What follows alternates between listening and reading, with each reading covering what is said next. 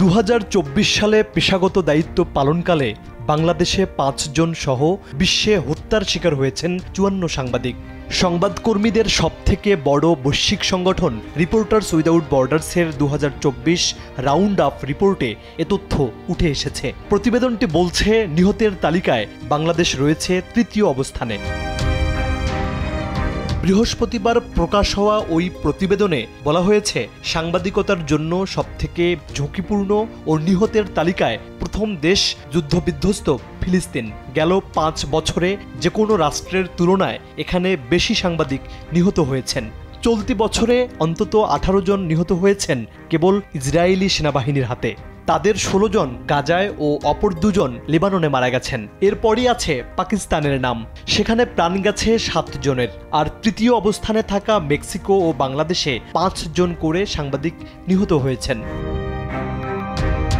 ইতোমধ্যে সাংবাদিকদের এই অলাভজনক প্রতিষ্ঠানটি আন্তর্জাতিক অপরাধ আদালতে সাংবাদিকদের বিরুদ্ধে সংঘটিত যুদ্ধাপরাধের দায়ে ইসরায়েলি সেনাবাহিনীর বিরুদ্ধে 4টি অভিযোগ জমা দিয়েছে।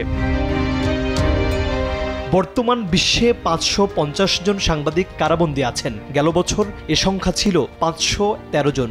সবচেয়ে বেশি 124 জন কারাবন্দী আছেন চীনে। 61 জনকে অন্তরীণ করে 2য় স্থানে আছে মিয়ানমার। আর ইসরায়েলে বন্দী আছেন 41 জন গণমাধ্যম কর্মী। বিশ্বজুড়ে 55 জন সাংবাদিক এ মুহূর্তে আছেন জিম্মি অবস্থায়। তাদের মধ্যে 25 জনই ইসলামিক স্টেট বা IS-এর হাতে আটক আছেন। পাশাপাশি 2024 সালে 95 জন নিখোঁজ হয়েছেন। নতুন করে তালিকায় এবছর যুক্ত হয়েছেন আরও 4 জন। রিপোর্টার্স উইদাউট বর্ডার্সের মহাপরিচালক তিবো বুট্রিয়েন বলছেন, এই সাংবাদিকরা মারা যাননি, তাদের হত্যা করা হয়েছে।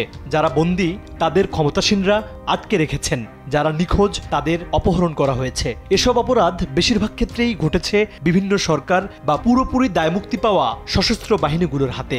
এসব ঘটনার বিচার না হওয়া আন্তর্জাতিক আইনের লঙ্ঘন। পেশাগত দায়িত্ব পালন করতে গিয়ে দেশে দেশে সাংবাদিকদের বিরুদ্ধে হামলা, মামলা, হয়রানি, মানসিক নির্যাতন ও হত্যা এখন যেভাবে ঘটছে, তাতে এর শেষ কোথায় গিয়ে ঠেকবে এ উদ্বেগ এখন বিশ্বজুড়ে। নিউজ ডেস্ক, দেশ টিভি।